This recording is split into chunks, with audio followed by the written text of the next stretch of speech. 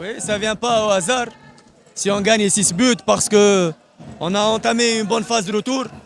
On a marqué 3 contre Kiovu, puis on a marqué 4 contre l'Étincelle, puis on a marqué 3 contre Moussanzi à l'extérieur. Et aujourd'hui, on marque 6 parce que la concrétisation, elle était bonne. D'habitude, on crée un grand nombre d'occasions et on ne marque pas 6. Aujourd'hui, les joueurs, ils étaient très concentrés devant le but et très appliqués et on a marqué 6. Et normalement, on marque plus que 6 parce qu'il y avait plusieurs occasions aujourd'hui qu'on a ratées. Mais je suis satisfait de ce nombre de buts. Maintenant, on est la meilleure attaque et on doit continuer à travailler et rien n'est joué encore. Il reste encore 8 matchs, on doit jouer match par match comme je dis toujours. Et chaque match pour nous c'est un match de coupe. Comment je vais répondre? J'ai répondu. On a marqué 4 contre l'Étincelle. L'Étincelle, elle n'est pas faible. On a marqué 3 contre Moussanzi à domicile. Sur un terrain, une pelouse qui n'est pas praticable. Moussanzi, il n'est pas faible. Je dois marquer 6 contre qui? Pour que l'adversaire ne soit pas faible. Non, je crois Routsirou aujourd'hui. Les 3 buts qu'on a marqués la première mi-temps, ils ont perturbé Routsirou sur le plan mental. Et même la deuxième mi-temps, encaisser un but à 50 secondes. Aujourd'hui, j'ai fait un énorme match sur le plan tactique et aussi sur le plan physique. Et je remercie mes joueurs pour ce rendement-là et on continue à travailler. C'est le travail. Il n'y a rien qui vient du vide. Le travail, c'est le travail. Nous, on est en train de travailler. On a des joueurs bien appliqués et le plus important, c'est pas travailler, mais c'est le joueur qui applique notre méthode de travail. Ils appliquent sur le terrain et le plus important, qu'ils sont présents mentalement de la première minute jusqu'à la dernière minute. Et même aujourd'hui, on a marqué 6 et on a voulu marquer encore 2 buts. C'est-à-dire sur le plan mental, les joueurs, ils sont là et ils jouent avec un état d'esprit énorme. Et c'est ça, il n'y a pas autre chose. Toujours je dis, il n'y a pas un secret, le travail, c'est lui qui donne des fruits. On a regardé le petit geste de conflit entre les joueurs sur le pénalty que vous...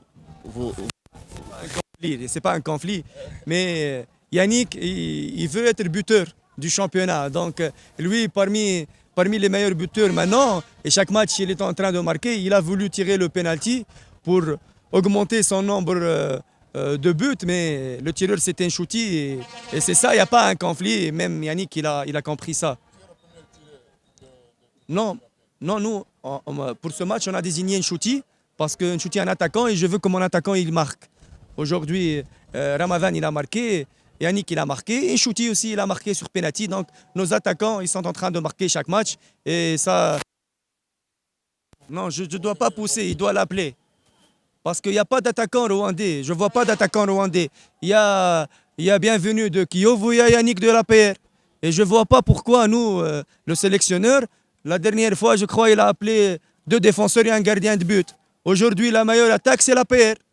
Donc tu dois appeler les attaquants de l'APR.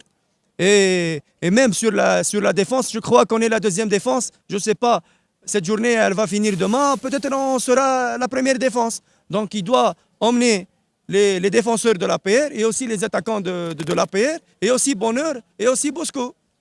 Normalement, il doit amener toute l'équipe de l'APR. C'est ça. Non, Pablo, il a eu des problèmes personnels et familiales.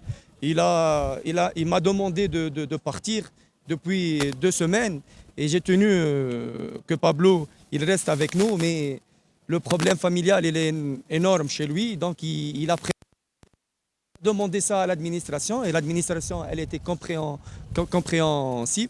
Aussi il a une formation en Espagne qu'il va la faire, qu'il ne doit pas la rater. Ça encore une chose, donc cette formation elle ne revient pas toujours, mais il ne doit pas la rater. L'administration elle a compris la cause familiale personnelle. Personnel, c'est la formation et familial, c'est la famille. Donc, elle a compris ça. Elle a libéré Pablo. Nous, même après le départ de Pablo, Jamel Eddine Nafeti, c'est l'assistant. Et aussi, c'est un préparateur physique de haut niveau, qui en Tunisie, même au pays de Golfe. Donc, il a pris aussi, en tant qu'assistant, aussi la tâche de préparation physique. Et aujourd'hui, on est là. Après le départ de Pablo, on a gagné 4, 3 et 6. C'est 13 buts dans 3 matchs. Non, je n'ai jamais demandé à l'administration de faire partir Pablo. Jamais. Même Pablo Roski, avant de parler avec l'administration, il est venu à moi. Il m'a demandé qu'il a des raisons pour partir, des raisons familiales et personnelles. Et c'est moi qui a parlé en premier lieu avec l'administration pour expliquer la cause de départ de Pablo. Mais moi et Pablo, jamais on a eu un incident ensemble. Il a travaillé avec moi depuis octobre. On était ensemble jusqu'à la fin de la phase aller. Il a commencé avec nous la phase retour.